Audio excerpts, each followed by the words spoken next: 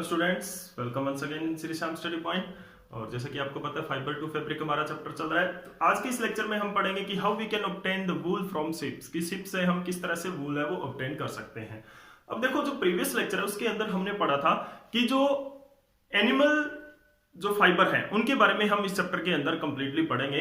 तो आज हम पढ़ेंगे जो पहला एनिमल फाइबर है वूल, उसके बारे में कि किस तरह से उसको ऑब्टेन किया जाता है। क्योंकि इंडिया के अंदर मेनली जो वूल है वो शीप से ऑब्टेन किया जाता है, तो हम देखेंगे कि किस तरह से शीप से हम वूल को ऑब्टेन कर सकते हैं। अब देखते हैं जो वर्ल्ड वाइड वूल प्रोडक्शन के बारे में कुछ पढ़ते हैं। तो वूल इज प्रोड्यूस्ड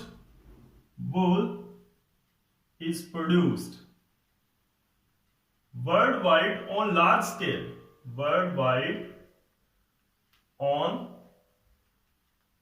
large scale, बहुत ज्यादा अमाउंट में लार्ज स्केल पर है वूल प्रोड्यूस किया जाता है पूरे वर्ल्ड के अंदर। और अगर हम सबसे ज्यादा वूल की बात करें कि टॉप में कौन है, तो China is a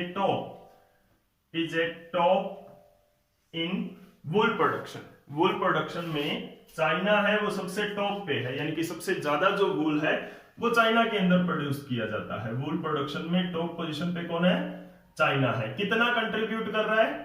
it contribute, यानी कि कितना जो वूल है वो चाइना के अंदर प्रोड्यूस हो रहा है। It contribute about 20% of total wool. जो टोटल वूल प्रोड्यूस किया जा रहा है वर्ल्ड के अंदर, टोटल वूल प्रोड्यूस्ड वर्ल्ड वाइड जो टोटल वूल प्रोड्यूस किया जा रहा है उसके अंदर जो अकेला चाइना है जो 20% दे रहा है। इंडिया की अगर हम बात करते हैं कि इंडिया कितना वूल प्रोड्यूस कर रहा है, तो इंडिया 10th रैंक पर है वूल प्रोडक्शन में। India is at 10th rank in wool production. तो इंडिया के अंदर भी अच्छा खासा अमाउंट ऑफ वूल प्रोड्यूस किया जा रहा है, ठीक है। लेकिन अभी भी बहुत ज्यादा डेवलपमेंट की जरूरत है इंडिया के अंदर, और ज्यादा इसके अंदर जो मॉडिफिकेशन की जरूरत है। अब देखो, जो वूल प्रोड्यूस किया जाता है मेनली शिप से लिया जाता है। शिप को रियर किया जाता है। कौन कौन से इलाकों में ज्यादातर होता है ये? जम्मू कश्मीर है, हिमाचल है, अपना राजस्थान है, हरियाणा है, गुजरात है, पंजाब है।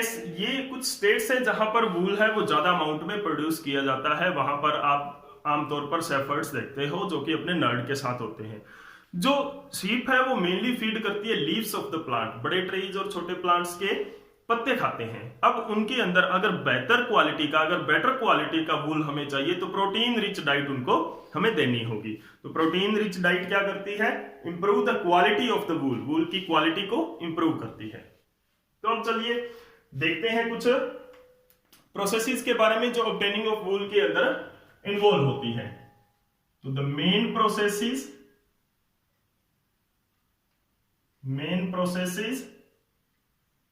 which are involved in obtaining wool from sheep। Sheep से वूल ऑब्टेन करने में कुछ प्रोसेसेस इन्वॉल्व होती हैं। वो क्या होती है? सबसे पहली प्रोसेस की अगर हम बात करें, शेयरिंग में क्या होता है? देखो, क्योंकि जो वूल है हमें पता है, we know that the wool is produced from the sheep. Sheep से प्रोड्यूस किया जाता है, ऑब्टेन किया जाता है। अब देखो, शीप का कौन सा पार्ट है जो वूल देता है? हेयर्स। ओके, तो हमें क्या करना होगा? शीप के हेयर्स है वो रिमूव करने होंगे। तो the process of removal of hairs, the process of removal of hairs from sheep से हेयर रिमूव करने की प्रोसेस को क्या बोलते हैं? Is called sharing. इसको क्या बोलते हैं? शेयरिंग बोलते हैं। अब देखो, शेयरिंग कब की जाती है, रिमूव कब किया जाता है? वंस इन ए ईयर किया जाता है। और उसके बाद में क्या होता है कि किसी तरह की इन्फेक्शन ना हो। इन्फेक्शन क्यों हो सकती है? क्योंकि शेयरिंग के दौरान कुछ कट्स हैं वो स्किन के अंदर लग सकते हैं शीप के, तो उसके अंदर इन्फेक्शन ना हो इसीलिए उसको सैनिटाइज करना भी जरूरी है। तो एंटीसेप्टिक केमिकल से, एंटीसेप्टिक से उसको बाद में बाथ भी करवाया जाता है, नहलाया भी जाता है। तो यानी कि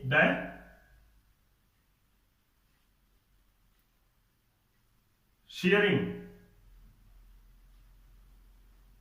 is done once in a year, एक साल में एक बार होती है, and the sheeps are sanitised, sanitise किया जाता है उनको, sanitised just after shearing to prevent any infection की, किसी भी तरह की इन्फेक्शन ना हो तो सैनिटाइज किया जाता है। और किससे सैनिटाइज किया जाता है? सैनिटाइज्ड बाय एंटीसेप्टिक, एंटीसेप्टिक जो होते हैं जैसे कि एंटीसेप्टिक सोप्स होती है जैसे डिटॉल है, तो ये क्या है? एंटीसेप्टिक है जो कि सरफेस पे प्रेजेंट माइक्रो ऑर्गेनिज्म को खत्म करते हैं। अब जो शीप की सरफेस है, शीप की बॉडी है, स्किन है, उसके ऊपर बहुत सारे माइक्रोब्स हो सकते हैं जो कट लगे हैं उसको शीप को शीयरिंग के दौरान उसके थ्रू एंटर कर सकते हैं बॉडी के अंदर, तो उस इन्फेक्शन को प्रिवेंट करने के लिए शीप को सैनिटाइज किया जाता है बाय एंटीसेप्टिक। उसके बाद में नेक्स्ट जो हमारा स्टेप आता है, सेकंड जो प्रोसेस होती है वो क्या होती है यहां पर शीप प्रोडक्शन के अंदर? The second process is the washing और स्कोरिंग। वॉशिंग और स्कोरिंग इसको बोलते हैं।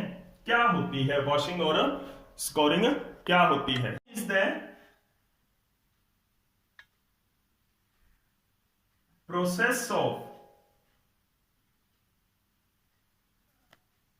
washing the hairs is called scoring। Scoring किसको बोलते हैं? वॉशिंग को ही बोलते हैं, ठीक है। वॉशिंग को क्या बोलते हैं? स्कोरिंग बोलते हैं। ये क्या करता है? इट रिमूव, क्यों वॉश किया जाता है हेयर्स को? It remove the dirt, dust और and any grease from the hairs. Sheep के हेयर के अंदर किसी भी तरह का मेल है उसको रिमूव किया जाता है इसके थ्रू, ठीक है। तो दिस इज द वॉशिंग। तो नेक्स्ट स्टेप हमारे पास क्या आता है? वॉशिंग के बाद में हमें क्या करना होगा? उसके बाद में drawing.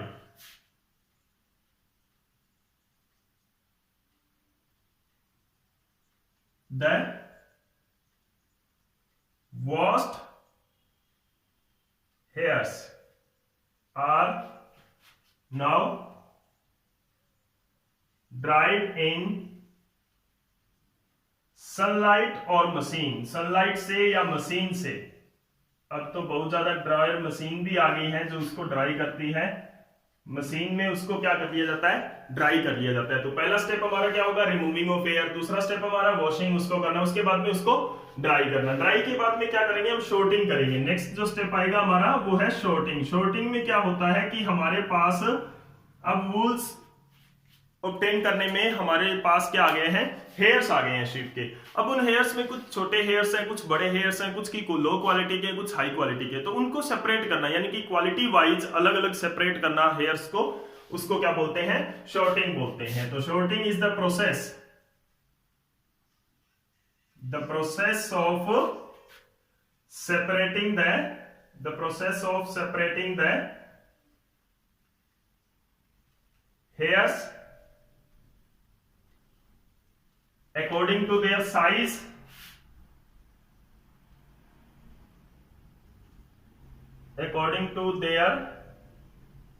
size, and texture, size and texture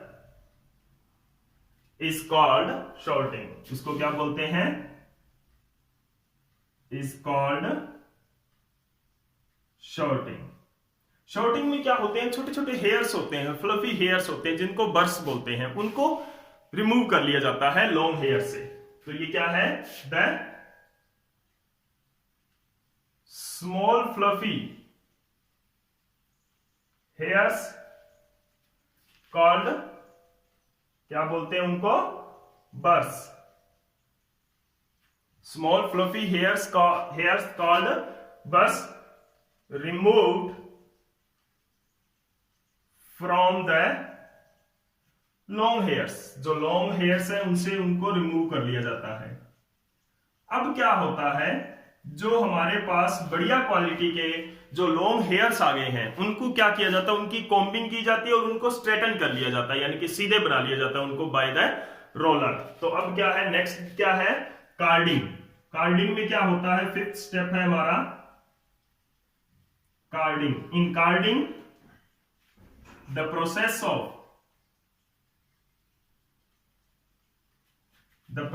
of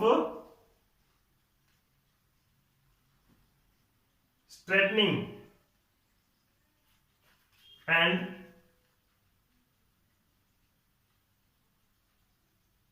combing of hairs, hairs को स्ट्रेटन करना, सीधे करना उनको, और उनकी कॉम्बिंग करना, ठीक है ना, is called carding, is called carding. अब ये किया कैसे जाता है, जो स्ट्रेटन किया जाता है वो कैसे किया जाता है, by passing the hairs through rollers, rollers के थ्रू पास करके, बड़े बड़े रोलर्स होते हैं, हैवी रोलर्स होते हैं, उनके अंदर से बालों को, हेयर्स को निकाला जाता है। और कॉम्बिंग कैसे की जाती है, कॉम्ब की हेल्प से, ठीक है ना। तो अब क्या है कि the hairs are passed through rollers and comb during carding, carding के दौरान।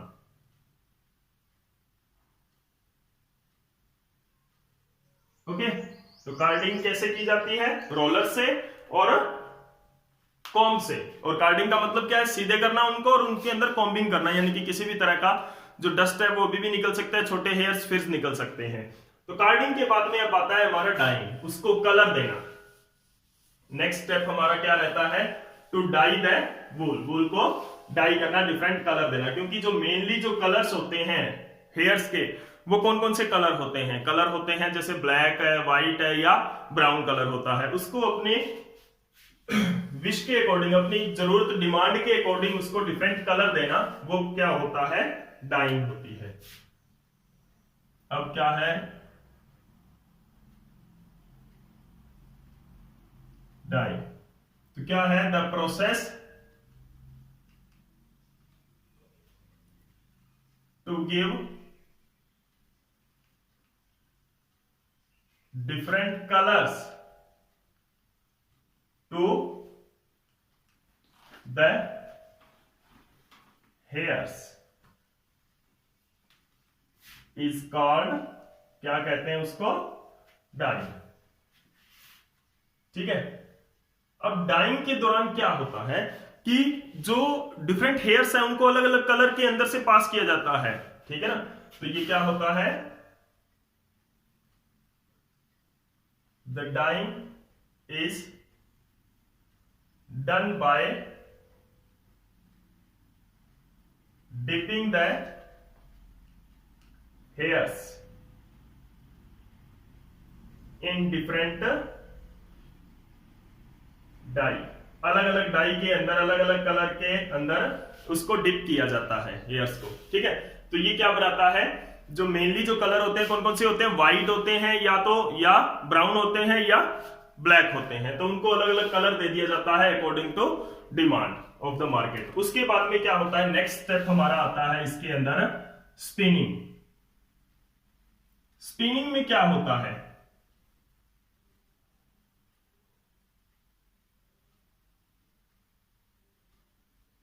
द प्रोसेस ऑफ, अब देखो क्या है, द कलरफुल हेयर्स, ये क्या है, फाइबर्स है, या इनको फाइबर्स भी बोल सकते हैं। कलरफुल हेयर और fibres are spin to form yarn, एक धागा बनाने के लिए उनको स्पिन करके आपस में क्या होता है, धागा बना लिया जाता है, एक डायरेक्शन में स्पिन कर लिया जाता है और उसका धागा बना लिया जाता है, is called, this process is called spinning, this process is called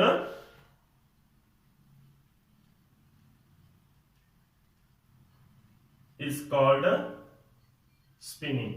अब क्या किया उसका, स्पिनिंग में उसका धागा बना लिया जाता है, यानी कि जो हेयर्स हैं, जो फाइबर्स हैं हमारे पास, उनको स्पिन करके उनका धागा बना लिया जाता है। अब इस धागे को क्या किया जाता है, अब हमारे पास एक लॉन्ग थ्रेड आ गया है, अब उसको वीविंग कर लिया जाता है। वीविंग का मतलब क्या होता है, बुनना, उसको इंटरलॉक कर दिया जाता है आपस में। जैसे कि ये धागा है, इसको इस तरह से क्या होता है, इंटरलॉक कर दिया, ठीक है। जैसे आपके मदर्स हैं या आपके जो पेरेंट्स हैं, वो क्या है, बहुत बार स्वेटर बुनते हैं ना, देखा होगा आपने, कॉमन लैंग्वेज में अगर हम पढ़े तो आपने देखा होगा कि स्वेटर बुनते हैं तो वो क्या करते हैं, दो नीडल्स की हेल्प से क्या करते हैं, उनको इंटरलॉक कर देते हैं धागे को आपस में, तो वो होता है वीविंग। तो वीविंग में क्या होता है, नेक्स्ट स्टेप हमारा है weaving. The process of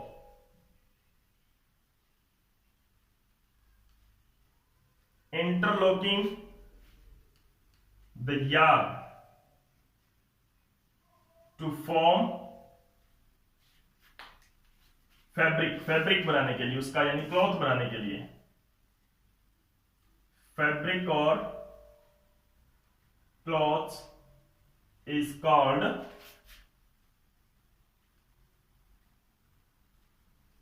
weaving and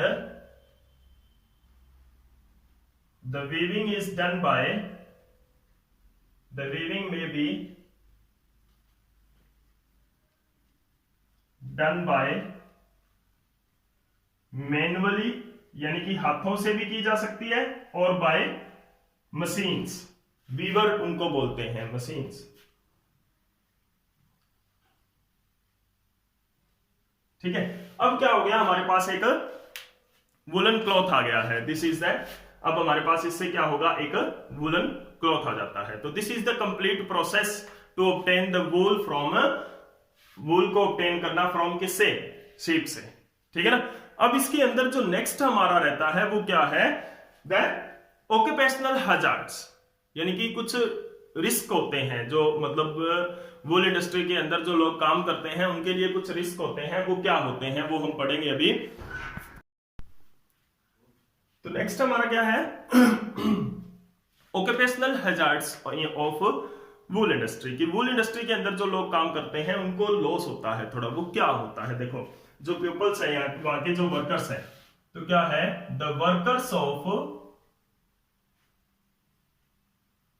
wool industry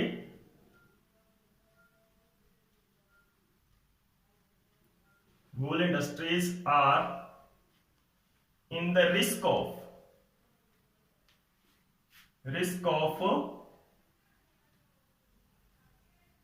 anthrax disease, anthrax disease का खतरा होता है उनको, ठीक है। एंथ्रेक्स डिजीज क्या होते हैं, the hairs of the ship, कैसे होता है, देखो द हेयर्स, जो शिप के हेयर्स होते हैं, the hairs of the ship has anthrax bacteria, anthrax bacteria पाए जाते हैं, okay, and which can cause the disease called sorters disease. Breathing problem होती है इसके अंदर हमें, मतलब जो छोटे छोटे बैक्टीरियाज होते हैं, जो फर्स होते हैं, जब वो वर्कर सांस लेते हैं तो उनके साथ क्या होता है, सांस के साथ कुछ बैक्टीरियाज उनके अंदर जा सकते हैं और वो उनको बीमार कर सकते हैं। कौन से, एंथ्रेक्स डिजीज, या उसको क्या बोलते हैं, सॉर्टर डिजीज। उसमें शॉर्टनिंग ऑफ ब्रीथिंग हो जाती है, यानी कि सांस लेने में बहुत ज्यादा दिक्कत होती है। तो this is the occupational hazard. Occupation मतलब जिनका काम यही है। ऑक्यूपेशन क्या है कि मतलब उसका क्या काम करता है। Occupational hazard of wool industry, जो वर्कर वूल इंडस्ट्री में काम करते हैं, they are the risk of, in the risk of anthrax disease उनको हो सकती है, सॉर्टर डिजीज उनको हो सकती है। तो this is all about the obtaining wool. Wool का कंसेप्ट हमने कंप्लीट किया है। नेक्स्ट लेक्चर के अंदर हम पढ़ेंगे कि how we can obtain the silk from the silk moth. जो नेक्स्ट हमारा एनिमल फाइबर है सिल्क, उसके बारे में हम नेक्स्ट लेक्चर के अंदर पढ़ेंगे। अगर आपको ये लेक्चर अच्छा लगा तो प्लीज लाइक एंड शेयर जरूर करें। Thank you.